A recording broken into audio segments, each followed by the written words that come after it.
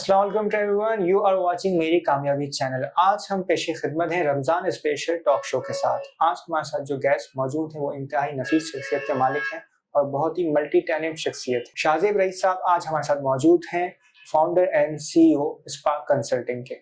11 years का इनका experience है।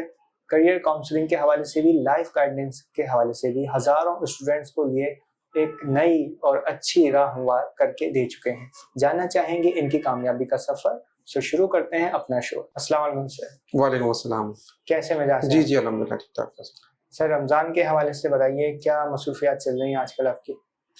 अच्छा, जब रमज़ान स्टार्ट होता है तो अल्हम्दुलिल्लाह रमज़ान में एक एक आपको जो नेमतें मिलना शुरू हो जाती हैं और जो मुख्तलिफ इन्विटेशंस आने शुरू हो जाते हैं, तो उस हवाले से मैं समझता हूँ कि रमज़ान में एक तो वैसे ही हमारी सोशल गैदरिंग पूरे साल में रहती हैं, रमज़ान में ज़रा और बढ़ जाती हैं, मुख्तलिफ जगहों पे इन्विटेशंस आ रहे होते हैं, तो बस अभी वही सिलसिला चल रहा है कि मुख्तलिफ इफ्तार पार्टीज़ हैं। और ज़ाहिर है एक रमज़ान का जो एक ऐसा महीना है कि जिसमें आपको इबादत का ज़ाहिर बात है एक शर्फ हासिल होता है और आप मसाजिद में जाते हैं नमाज पढ़ने के लिए, इबादत में आप इंगेज होते हैं, अल्लाह तो ताला पूरा से दिन करीब तर हो जाते हैं आप। आपका पूरा दिन इसी मसरूफियत में गुजरता है कि आप इबादत कर रहे होते हैं, तो एक रूहानी तौर पे एक बड़ा अच्छा लग रहा होता है पूरा रमज़ान में।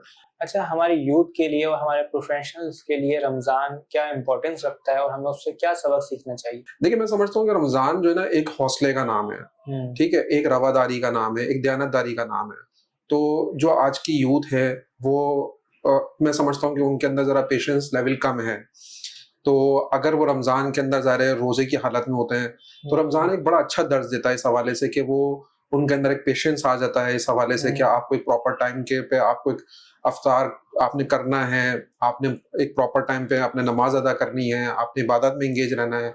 तो एक तो हौसला आता है, हिम्मत आपको आपको एक जज्बा नया मिलता है इस हवाले से अपनी जिंदगी गुजारने का।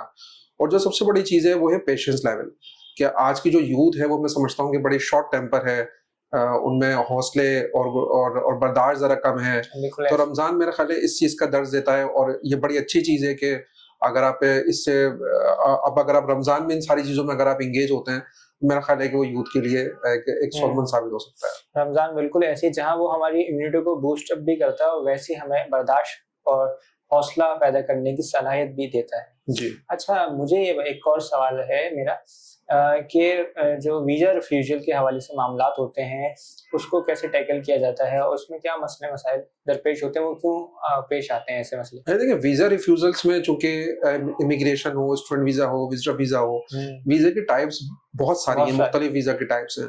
अब उनके रिफ्यूज़ल भी मुख्तलिफ तरह के होते हैं। लेकिन अगर आप सिर्फ कॉमन रीज़न की बात करते हैं कि एक नॉर्मली कोई भी पर्सन अप्लाई करता है, तो उनका वीज़ा रिफ्यूज़ हो जाता है। सबसे इसमें कॉमन जो रीज़न है वो है इन्फॉर्मेशन का होना। यानी कि आपके पास लैक ऑफ इन्फॉर्मेशन है, आपके पास इन्फॉर्मेशन ज़्यादा नहीं है, उसमें प्रॉपर जो चीज़ है वो डॉक्यूमेंटेशन है। अगर आपकी डॉक्यूमेंटेशन, आपकी नॉलेज, आपकी इन्फॉर्मेशन सही नहीं है, इनकरेक्ट इन्फॉर्मेशन या तो आपको मिली है कहीं से, या फिर ये कि आप किसी ऐसे कंसल्टेंट के पास गए कि जिसने प्रॉपर्ली वो केस फाइल नहीं किया, तो ये सबसे ज़्यादा मोस्ट कॉमन रीज़न है। अच्छा, आप क्या समझते हैं कि हमारे पास जो करियर हम चूज़ करने जाते हैं, उसकी नॉलेज अगर नहीं है प्रॉपर और हम फिर वीज़ा अप्लाई कर देते हैं उस पढ़ाई के लिए, तो वो कितनी हमारे लिए नुकसानदेह है या हम एडजस्ट कर लेंगे उसको? नहीं, उसको एडजस्ट मेरे हिसाब से नहीं किया जा सकता, क्योंकि मेरी हर पेरेंट्स को, स्टूडेंट्स को एडवाइस ये होती है कि हम नॉर्मली तौर पे एक हज़ारों के हिसाब से अपनी स्पेंडिंग्स कर रहे होते हैं अपने पैसों की, और मुख्तलिफ चीज़ों में, मुख्तलिफ जगहों पे हम एंगेज होते हैं। और ज़ाहिर है अगर हम कोई भी एक चीज़ सेल फोन बाय करने जाते हैं या कोई भी एंटरटेनमेंट की चीज़ के लिए हम 5-10 हज़ार रुपए ऐसे ही स्पेंड कर देते हैं। तो मैं समझता हूँ कि अगर आप करियर काउंसलर से आप अपने करियर के हवाले से प्रॉपर सजेशन लेते हैं, जो कि आपके लाइफ टाइम की एक ऐसी चीज़ है जो आपको बाउंड क्रिएट करेगी आपके पूरे करियर में, तो करियर सिलेक्शन बहुत इंपॉर्टेंट है। एक तो करियर सिलेक्शन इंपॉर्टेंट है कि आपने आपने पढ़ना क्या है। अगर आपने इंटरमीडिएट प्री मेडिकल से किया है, तो आपके पास कौन से प्रोफेशंस ओपन हैं, आपका इंटरेस्ट क्या है। क्योंकि करियर की डेफिनेशन को अगर देखा जाए, मैं हमेशा फोरम्स में बताता हूँ कि उसका काम ही सिर्फ इंटरेस्ट से रिलेटेड है। क्या आपका इंटरेस्ट क्या है, वो आप करियर जो आपने चूज करना है। और जाहिर है अगर आपने गलत करियर चूज करके किसी गलत कंट्री चले गए आप, तो आप लाइफ टाइम के लिए फिर किसी दूसरे और फील्ड में आप जॉब कर रहे होते हैं, आपको वो एक मजा नहीं आ रहा होता, आपके अकॉर्डिंग ही नहीं, आपकी मोटिवेशन नहीं रहती जो टुवर्ड्स द वर्क।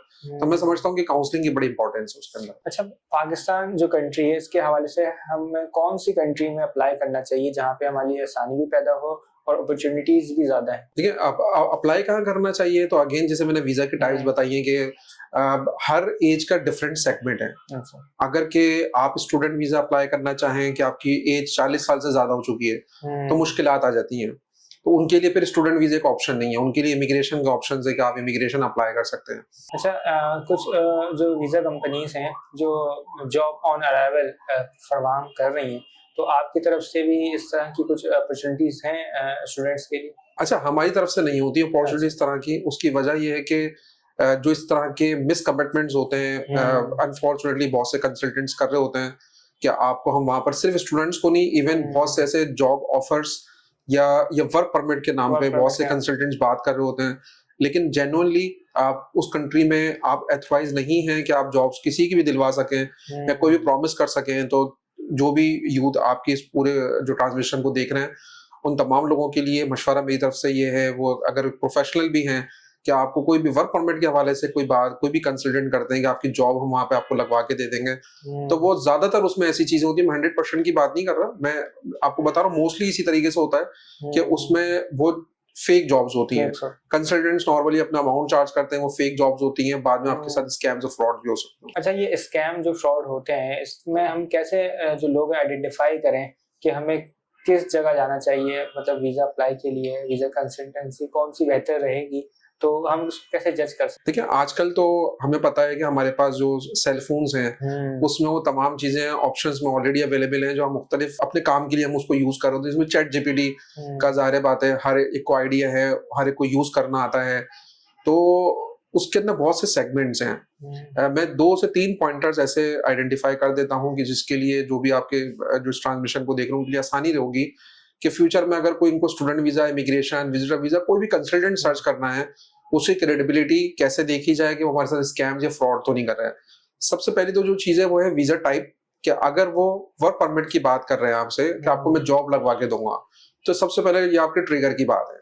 क्योंकि मैंने जैसे आपको अर्ज किया कि पाकिस्तान की जो top rated immigration study abroad consultancies हैं उनमें से कोई भी वर्क परमिट को डील नहीं करता। अच्छा। अब जब वो इतनी बड़ी कंपनीज डील नहीं करी तो इट मींस कि वो ऐसे ऐसे होता ही नहीं है प्रोसेस जैसे आमतौर पे बताया जाता है उस प्रोसेस को।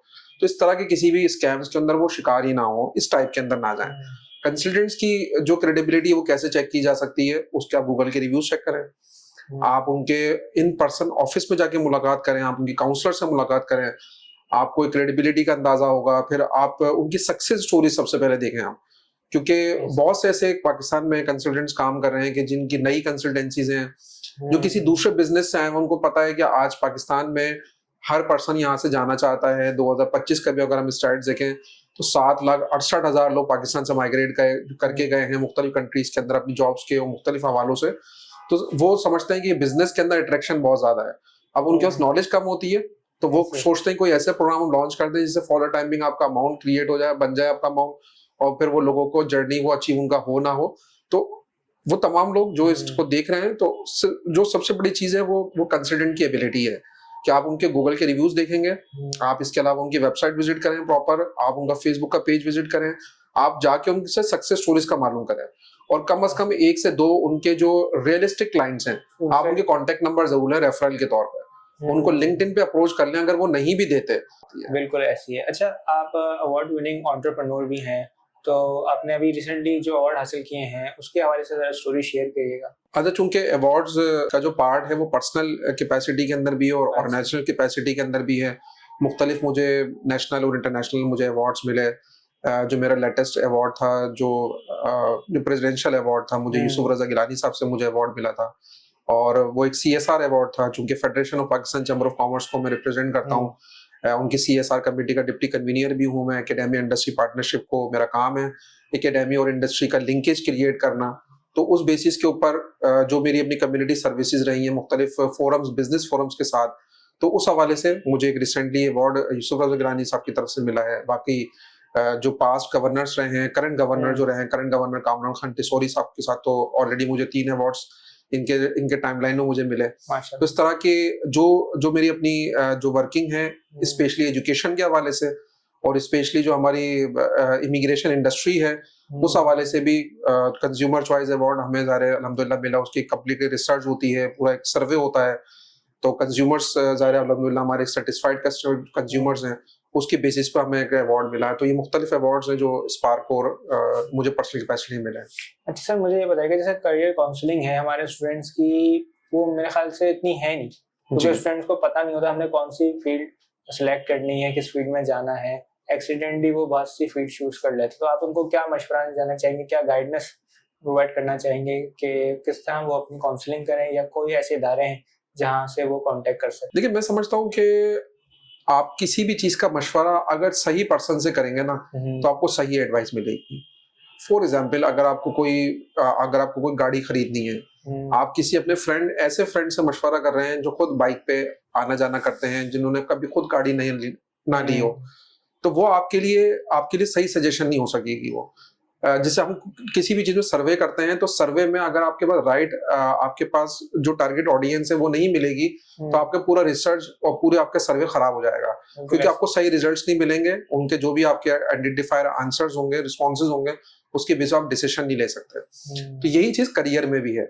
अगर आपको करियर एडवाइजरी चाहिए तो आप करियर काउंसलर के पास जाएं। नॉर्मली हमारे यहाँ करियर को चूज करने में जो सबसे मेन फोकस जो पर्सनैलिटीज हैं वो हमारे पेरेंट्स हैं।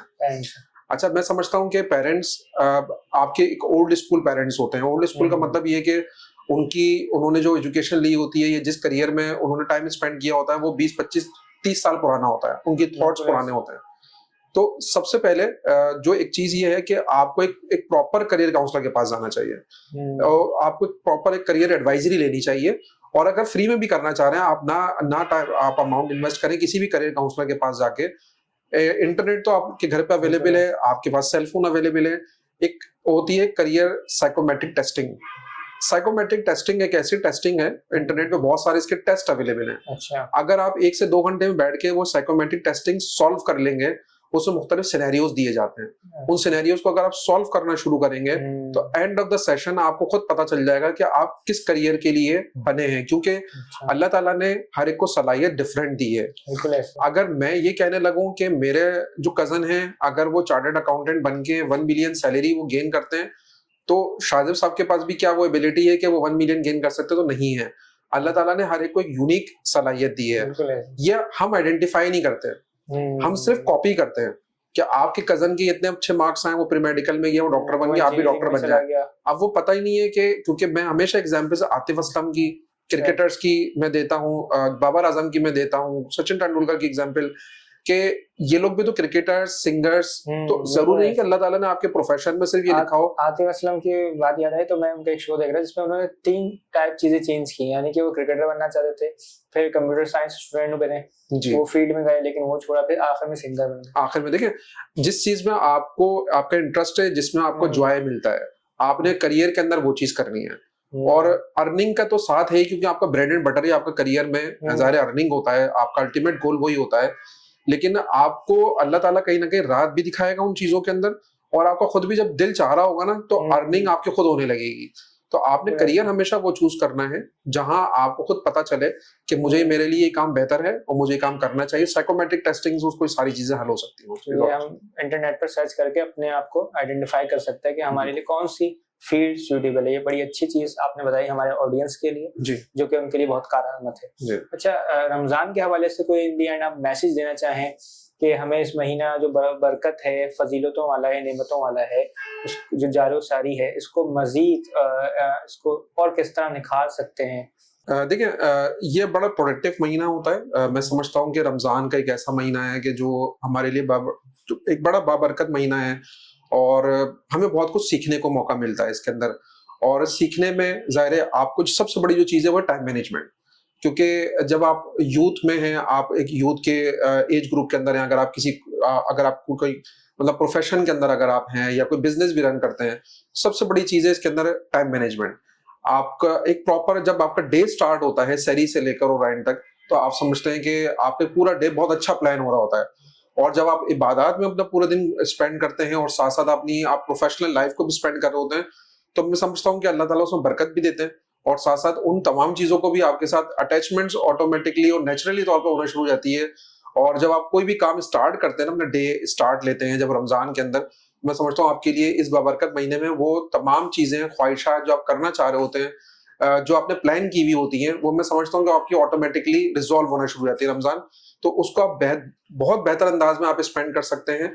और स्पेंड करने के लिए अपना डे प्लान, जो कि टाइम मैनेजमेंट सिखाती है रमजान, कि आप प्रॉपर अपना एक जो सहरी का टाइम है एंड देन आपका फजर का टाइम है, फिर आपने जोहर के टाइम नमाज अदा करनी है, तो टाइम मैनेजमेंट आपका एंड ऑफ द डे तक चल रहा होता है।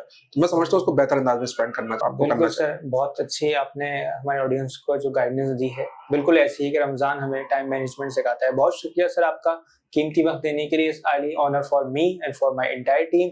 तो नाज़रीन, हम मिलते हैं फिर किसी नई एपिसोड के साथ अपने रमजान स्पेशल टॉक शो के साथ। रमजान करीम आपको बहुत बहुत मुबारक हो, उसकी बरकतें फजीलतें आपको मिलती रहें, और अल्लाह ताला से दुआ है कि रमजान हमारे लिए, हमारी उम्मत के लिए बायस बरकत साबित हो।